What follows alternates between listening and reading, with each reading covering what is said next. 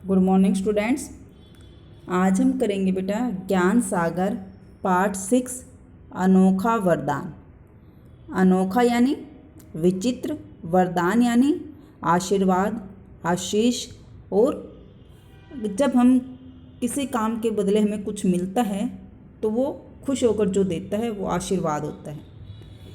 तो देखिए, एक बहुत ही अच्छी कहानी है। जब आप इसको रीड करोगे तो आपको पता चलेगा कि वाकई जो वरदान है वो एक अनोखा था, यानी अनोखा वरदान सही है इसका नाम। विजय सिंह नाम का एक राजा था। वह अपनी प्रजा का बहुत ध्यान रखता था। एक बार वह तूफानी रात में घोड़े पर सवार होकर एक तंग से रास्ते से जा रहा था। तंग यानी टाइट। वह भेष बदले हुए था, यानी उसने राजा के कपड़े नहीं डाल रखे थे। वो एक साधारण व्यक्ति के कपड़े रूप चेंज कर कर गया हुआ था। मामूली कपड़े पहनकर साधारण जनता के बीच जाकर उनके हालचाल का पता लगाना उसका नियम था। नियम यानी उसने अपना रूटीन बना रखा था। उसने अपने नियम में, अपने काम में ये शामिल कर रखा था कि मैं बीच बीच में जाकर अपनी जनता का, अपनी प्रजा का हालचाल पता करूँगा। एक रात वह राजा भेष बदलकर जा रहा था। तभी क्या हुआ, वर्षा होने लगी, बारिश होने लगी। कुछ ही देर में वह बिल्कुल भीग गया, यानी थोड़ी ही देर बाद वो गीला हो गया, बारिश में भीग गया। परंतु उसे इसकी चिंता नहीं थी, उसे अंधेरे की भी परवाह नहीं थी। वह धीमे धीमे लेकिन सावधानी से चल रहा था। वो धीरे धीरे तो चल रहा था लेकिन सावधान होकर भी चल रहा था कि बारिश में कोई आगे कोई प्रॉब्लम ना हो जाए या कोई और प्रॉब्लम क्रिएट ना हो जाए। तो वो क्या था, वह धीरे धीरे सावधानी से चल रहा था। उसके घोड़े का पीछा करते हुए डाकू भी चुपके चुपके चले जा रहे थे। वो डाकू ने उसे देख लिया था और वो भी चुपके चुपके उसके पीछे जा रहे थे। डाकू राजा के शानदार घोड़े पर हाथ साफ करना चाहते थे। हाथ साफ करना यानी उसको चोरी करना चाहते थे, उसको छीनना चाहते थे। शानदार घोड़ा, राजा का घोड़ा तो नेचुरल बहुत शानदार मिलेगा, तो डाकू क्या है, उस घोड़े को छीनना चाहते थे। अचानक डाकुओं ने राजा को घेर लिया।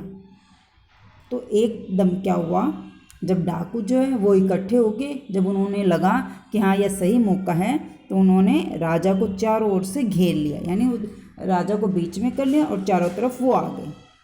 राजा एक बार तो सकते में आ गया, यानी वो एक बार तो बिल्कुल वो उसको एकदम क्या हुआ, ऐसे हैरानी में आ गया वो। लेकिन वह घबराया नहीं। वो राजा था, उसने बहुत सी लड़ाइयाँ लड़ी थी, वो बहादुर था, वो घबराया नहीं। वह बच निकलने की तरकीब सोच ही रहा था कि उसके घोड़े का खुर यानी पैर थोड़ा सा जो आगे जैसे कि पिक्चर में भी दिखाई दे रहा है बेटा, देखो ये उसके घोड़े का खुर सड़क के गड्ढे में फंस गया। डाकू अभी राजा पर, देखो ये चारों तरफ से उन्होंने डाकुओं पर हमला किया हुआ, देखो ये डाकू हैं। तो क्या था, डाकू अभी राजा पर लपकने ही वाले थे। तो क्या हुआ, तभी एक ओर से 6 नौजवान आ पहुँचे, यानी किसी और साइड से 6 व्यक्ति आ पहुँचे। नौजवान यानी जो हट्टे कट्टे थे, यानी जो जवान थे, बूढ़े लोग नहीं, अच्छे बहादुर लोग, जवान लोग। उन्होंने देखा कि एक आदमी मुसीबत में है। राजा ने सिंपल कपड़े डाले हुए थे तो वो भी नहीं पहचान सके कि यह राजा है। उन्हें लगा कि एक आदमी जो है वो मुसीबत में है, प्रॉब्लम में है। उन्होंने डाकुओं पर हमला किया। पीछे से अचानक हमला हुआ तो डाकुओं का ध्यान बट गया और इस प्रकार राजा बच निकला। राजा जहाँ भी भेष बदल कर जाता था उसके पीछे पीछे कुछ दूरी पर उसके चुने हुए अंगरक्षक भी रहते थे। अंगरक्षक यानी उसके शरीर की रक्षा करने वाले, अंग यानी अंगों की, शरीर की। थोड़ी देर बाद राजा के अंगरक्षकों का दल भी आ पहुंचा। उन्होंने सभी डाकुओं को बंदी बना लिया। राजा उन नवयुवकों से बड़ा प्रसन्न था, क्योंकि बिना यह जाने कि वह राजा है उन्होंने डाकुओं से उसकी रक्षा की थी। राजा ने उन्हें बहुत बहुत धन्यवाद दिया और कहा कि वे उसके साथ महल तक चलें। भोर होने पर यानी सुबह होने पर रात की घटना का समाचार सब जगह फैल गया। सारी प्रजा खुश थी कि डाकू उनके राजा का बाल बाका न कर सके। बाल बाका यानी कुछ भी नुकसान न पहुंचाना। राज्य परिवार के लोगों, मंत्रियों, दरबारियों और सारी जनता ने नवयुवकों के साहस की प्रशंसा की, यानी सब ने उनकी बहुत तारीफ की। अगले दिन दरबार में इन नौजवानों को राजा के सामने लाया गया, जैसा कि आपको पिक्चर में दिखाई दे रहा, चित्र में दिखाई दे रहा है। राजा ने अपने सिंहासन से उतरकर, सिंहासन यानी जहाँ पर राजा के बैठने का स्थान होता है, उन्हें गले से लगाया और मन चाहा पुरस्कार मांगने को कहा। राजा ने कहा, आप बारी बारी से जो चाहे मांगो, अगर मेरे बस के बाहर न हुआ तो मैं इसी समय आपकी कोई भी इच्छा पूरी कर दूंगा। उसने कहा कि आपने मेरी हेल्प की थी, आपने मेरी मदद की थी, इस प्रकार आप 6 के 6 व्यक्ति एक एक करके मेरे से कोई भी आशीर्वाद यानी कोई भी वर मांग सकते हो, और अगर मेरे बस में हुआ यानी अगर राजा के पावर हुई या वो कर सका तो वो उसी टाइम उसको पूरा कर देगा। उन 6 में से जो सबसे बड़ा था, राजा ने पहले उसी से पूछा। एक पल के लिए उसने सोचा, यानी थोड़ी देर के लिए सोचा, फिर कहा, महाराज, बहुत दिनों से मेरी लालसा थी कि मेरे पास आराम से रहने के लिए घर हो, मुझे बस एक अच्छा सा मकान चाहिए। राजा ने उसी समय उस नौजवान के लिए एक आलीशान भवन बनाने की आज्ञा दे दी, क्योंकि वो राजा के बस में था, राजा तो बना सकता था, तो उसने उसकी परमिशन दे दी, आज्ञा दे दी अपने सैनिकों को। अब दूसरे नौजवान की बारी थी। वह अपने पद में तरक्की चाहता था। राजा ने उसे राज्य दरबारी नियुक्त कर लिया, यानी अपने राज्य में दरबारी लगा लिया, और इस तरह उसकी इच्छा पूरी की। अब 2 की इच्छा पूरी हो गई। आगे किसकी टर्न थी? तीसरे की। तीसरे ने क्या मांगा, देखिए, देखते हैं।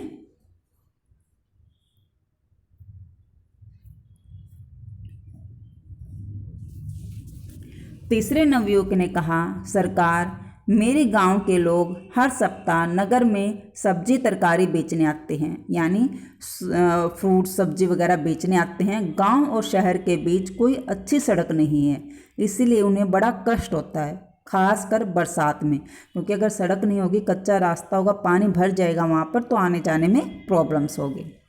मेरी विनती है, विनती यानी प्रार्थना है कि एक अच्छी सड़क बनवा दी जाए ताकि उनका कष्ट दूर हो। राजा ने उसी समय सड़क और पुलों का निर्माण करने वाले मंत्री को हुक्म दिया कि फौरन सड़क बनाने का काम शुरू कर दिया जाए। अब चौथे नौजवान से उसकी इच्छा पूछी गई तो वह शर्माते हुए बोला, महाराज, आप मेरे पिता समान हैं, मैं एक सुंदर पत्नी चाहता हूँ। राजा के विदूषक की एक सुंदर कन्या थी। विदूषक क्या होता है? जो दरबार में लोगों का मनोरंजन करता है। राजा ने विदूषक से पूछा, उसने खुशी से उस नौजवान को दामाद बनाना स्वीकार कर लिया। 5वें नौजवान ने धन मांगा। उसी समय बोरों में सोना भरकर उसे दे दिया गया। अब छठे की बारी थी। उसने कहा, महाराज, मेरी बस यही इच्छा है कि जब तक मैं और आप जीवित रहें, यानी अगर मैं जीवित हूँ और आप जीवित हैं, वर्ष में एक दिन आप मेरे यहाँ अतिथि बनकर आएं। अतिथि यानी मेहमान, गेस्ट बनकर आएं। इस अनोखी इच्छा को सुनकर सब हैरान रह गए। बहुत से लोगों ने तो नौजवान को मूर्ख समझा। स्वयं राजा को भी यह बात अजीब सी लगी कि नौजवान अपने लिए कुछ मांगने की बजाय उसी को अतिथि बनाना चाहता है, लेकिन उसने तो शुरू में ही कह दिया था कि जब तक उसके वश में होगा उसकी इच्छा पूरी करेगा। बस फिर क्या था, वर्ष में एक दिन और एक रात उसने उस नवयुवक का अतिथि बनना स्वीकार कर लिया, यानी उस राजा ने उसकी यह शर्त मान ली। अब इस शर्त से उसको क्या फ़ायदा हुआ देखते हैं, आगे पढ़ते हैं। क्या हुआ, क्या उसने वाकई में सही कहा था? तो आगे क्या हुआ था देखिए, आप सुन लीजिए। अब राज्य सरकार के विभिन्न विभागों की जिम्मेवारी हो गई कि राजा जब नौजवान के घर जाए तो उनके दौरे का ठीक ठाक प्रबंध हो, यानी जब राजा उसके घर जाए तो वहाँ पर सही होना चाहिए। अगर राजा वहाँ जा रहा है तो राजा के आने जाने के लिए प्रबंध, व्यवस्था, रहने का ठिकाना, सब कुछ अच्छा होना चाहिए ना, ताकि राजा को किसी प्रकार का कष्ट न हो और न उनके सेवकों को और न घोड़ों को किसी प्रकार का कष्ट हो। बढ़िया सड़क बनाना जरूरी था ताकि राजा करत आसानी से जा सके। फिर यह प्रश्न उठा कि राजा एक छोटे से मकान में दिन और रात कैसे काटें, कहाँ उठेंगे बैठेंगे, क्या खाएंगे पिएंगे, कहाँ सोएंगे। अतः राजसी ठाठ बाट के लायक, यानी राजसी ठाठ बाट क्या होता है, जहाँ पर राजा रहते हैं, जिस माहौल में, जैसे एटमॉस्फेयर में जिस तरह राजा लोग रहते हैं उसी के लायक एक महल खड़ा करवाया गया, महल बनवाया गया राजा के रहने के लिए। लेकिन नौजवान अपनी मामूली सी आमदनी में इतने बड़े महल की देख रेख का खर्चा कैसे चलाएगा, कैसे राजा और उसके साथियों की देखभाल करेगा। इसके लिए उसे बहुत सारा धन दिया गया, यानी ताकि वो इसकी मेंटेनेंस कर सके, नौकरों को पैसा दे सके, घर में सामान ला सके। ठीक है, तो सरकारी खर्च पर नौकर चाकर भी दिए गए कि वो नौकर चाकर तो वहाँ रहेंगे, लेकिन उसकी तनख्वाह, उसका खर्च जो है वो राजा करेगा। पुरानी चली आ रही प्रथा के अनुसार, यानी बहुत टाइम से यह रीत चली आ रही थी, यह परंपरा चली आ रही थी, राजा किसी राज दरबारी का ही अतिथि बन सकता था। इसीलिए उस नवयुवक को राज दरबारी की पदवी भी देनी पड़ी। ठीक है, ये था कि राजा सिर्फ राज दरबारी का ही अतिथि बनेगा। अब तो उतना ही सम्मान होने लगा जितना किसी राजकुमार का होता था। अभी एक और बात बाकी थी। जिस घर में राजा अतिथि बनकर ठहरेगा, उसकी गृहिणी, यानी उस घर में रहने वाली औरत, उस घर में रहने वाली गृह स्वामिनी, घर की मालकिन को राजा के मिजाज और पसंद का पता होना चाहिए, यानी उसके स्वभाव के बारे में पता होना चाहिए। इस बात की जानकारी राजकुमारी से अधिक और किसी हो सकती थी। शीघ्र ही नवयुवक से राजकुमारी के विवाह की तैयारियां की जाने लगी। इस तरह केवल एक वरदान मांगकर उस चतुर नौजवान ने वह सब कुछ एक साथ पा लिया जो पांचों ने अलग अलग मांगा था। देखा, हुआ ना अनोखा वरदान। कैसे अनोखा वरदान हुआ? उसको महल भी मिल गया, नौकर चाकर भी मिल गए, राज दरबारी भी वो बन गया और राजकुमारी से उसकी शादी हो गई। तो क्या हुआ, सभी काम उसे सिर्फ एक वरदान मांगने से पूरे हो गए। ठीक है ना बेटा, इस प्रकार सोच समझकर ऐसा काम करना चाहिए कि साथ ही हमें ज़्यादा भी ना मांगना पड़े और हमें मिल भी ज़्यादा जाए। ठीक है ना, तो हमेशा बुद्धि का प्रयोग करते हुए अपना कार्य, जो भी कार्य है वो करना चाहिए। ठीक है, आपने क्या करना है, कठिन शब्द और नीचे दिए गए शब्दार्थों को फिर नोटबुक में राइट करना है और साथ ही एक चित्र, पाठ से रिलेटेड एक चित्र जरूर बनाना। ओके बेटा, thank you and have a nice day, bye bye.